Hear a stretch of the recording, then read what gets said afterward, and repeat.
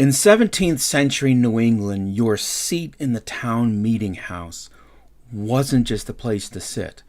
It was a map of your soul's worth and a preview of your place in heaven. For the Puritans, this rigid social order was the blueprint for a perfect, godly society, or a city upon a hill. Everyone knew their place, but this obsession with order, this ladder of piety and property, had a dark and very violent flaw. The very system they believed would bring them closer to God was about to unleash hell on earth, fueling one of the most savage wars in American history. Join us as we look at how the Puritans judged everything and how your very social rank could get you killed. We will be diving into how a society built to be a beacon of piety end up in a conflict so brutal that per capita it remains one of the bloodiest in American history. The clues aren't just in battle reports, folks. They're hidden in plain sight in documents that dictated who sat where on Sunday morning. Join us today on Trace Your New England Roots.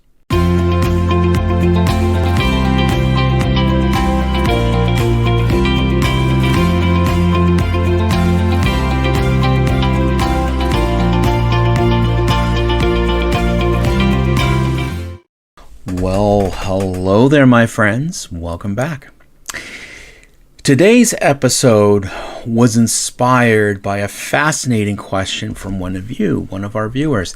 They recently discovered that an ancestor had fought in King Philip's War, but they wanted to know, how was just an ordinary man selected to fight? Did he volunteer? Was he drafted? Or did his position within Puritan society determine whether he was sent off to war? And it was an excellent genealogical question, and the answer takes us directly into the rigid social hierarchy of 17th century New England. To understand the explosion of King Philip's War, you first have to decode the world that created it. Puritan society was a strict hierarchy, not of blood like in England, but of perceived worth. And at the very top were the magistrates and the ministers, the so-called gentlemen, and below them were the goodmen and goodwives, the respectable church members who owned land. And at the very bottom were servants, laborers, and anyone outside the world of property and piety. This was not an abstract idea. It was a daily, visible reality. Your rank determined the title you were called by, your voice in town affairs, and even your treatment in court. The clearest evidence of this is found in the town records in a process called seating the meeting house. And this wasn't first come, first served. It was a committee painstakingly assigned every family a specific pew, and the most esteemed, the magistrate, the wealthiest farmer, sat in the foreseat. Lesser families sat further back. Age and marital status mattered also, and with young men and unmarried women segregated, and children often were sent to the cold upper galleries. So you could be fined for daring just to sit in a seat that was above your station. This weekly ritual reinforced a core belief. Inequality was God's plan, and your seat was a public declaration of your value. This system was designed for stability to ensure that everyone knew their place, but it bred a dangerous sense of superiority, a conviction that would have catastrophic consequences when the Puritans confronted a people who didn't fit on their ladder at all. And now, from the Puritan perspective, the Native Americans were at the absolute bottom of the hierarchy, or more often outside of it entirely. In the colonists' eyes, they were savages who failed to improve the land that God had given them. It was a worldview that served as a theological justification for their expansion. The English saw land as a commodity to be owned and fenced, and for the Algonquin peoples, the Wampanoag, the Narragansett, and as well as the Nipmuc, land was a shared resource for hunting, fishing, and farming. For a generation, a tense peace held thanks to the diplomacy of Massasoit, but by the 1660s, his son, Metacomet, whom the English called King Philip, faced the New World. The English population was exploding, their towns and livestock relentlessly pushed into native lands.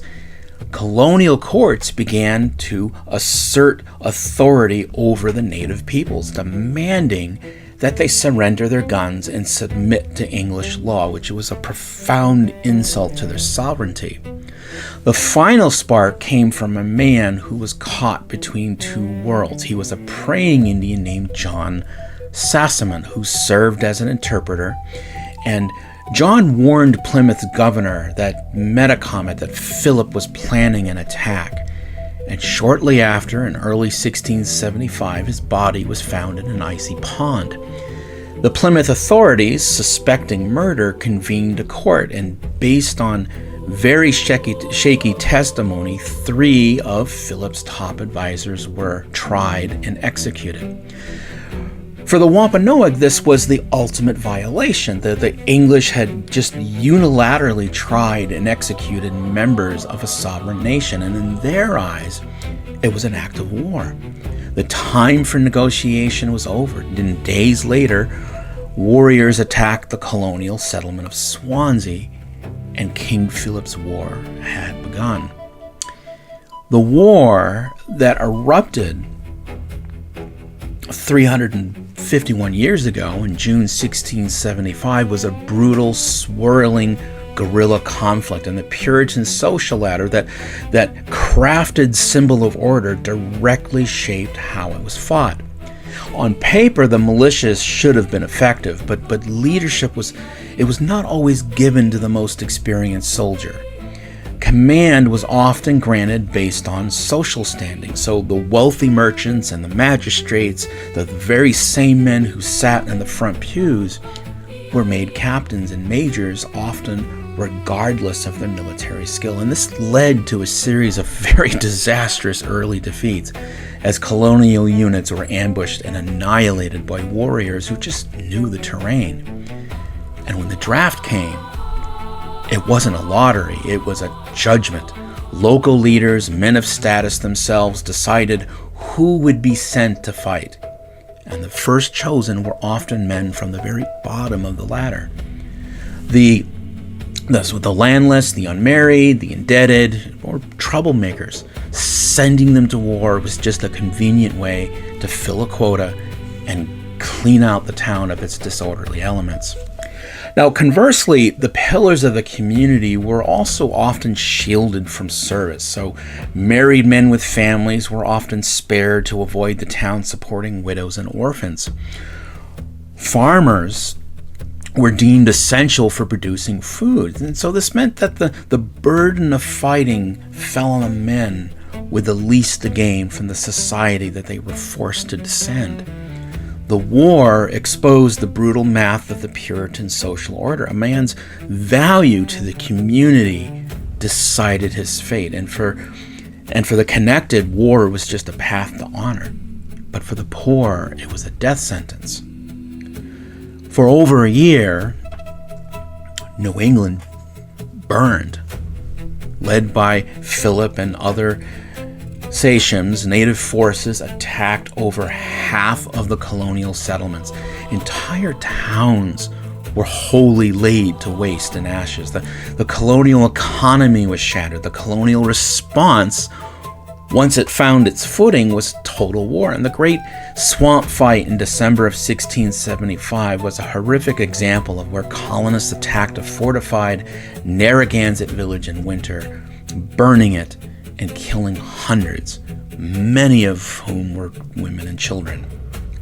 The tide turned in 1676. Weakened by starvation and fracturing alliances, Philip's forces were hunted down, and in August, he himself was cornered in a swamp near Mount Hope. He was shot and killed. And the aftermath was grim. His body was quartered. His head was mounted on a pike at Plymouth's entrance, where it stayed for over 2 decades as a terrifying warning. Thousands of native people were dead. Many survivors, including Philip's own family, were sold into slavery in the West Indies, and entire native communities of southern New England were just shattered. The cost for the colonists was also staggering. The loss of life represented about 5% of their population, a demographic catastrophe that took decades to recover from. And in the end, the Puritan social order was their greatest weakness.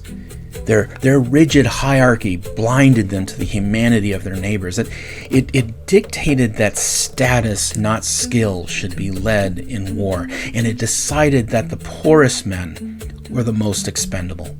The Puritans built their city upon a hill, founded on order, but that order was tested by war, and it revealed a truth, that the ladder to heaven was climbed in arrogance and straight to hell. Folks, this is a chapter of history that serves a powerful warning. And if you believe that these deep dives into the past are important, please take a moment to subscribe to the channel and like this video so we can keep on uncovering the stories that shape our world. And if you want to go even deeper and get access to exclusive notes, sources, or behind-the-scenes content from my investigations, please consider subscribing to my Substack.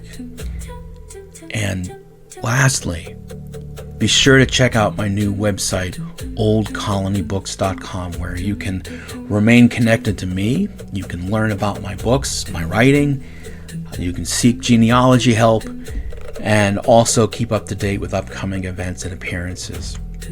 Now, I want to hear from you. Let me know in the comments what other historical conflicts were fueled by the very structure of the societies that fought them. King Philip's War was more than a fight over territory. It was a clash of worlds born from a Puritan obsession with order and an inability to see value in any other way of life of their own. Their story of how social rank determined who fought and who died is a powerful lesson in the lines that we draw between people, wealth, faith, or status, can become the battle lines of the future. Oh. Thanks for watching. Again, this is Eric with Trace Your New England Roots, where history starts with your family.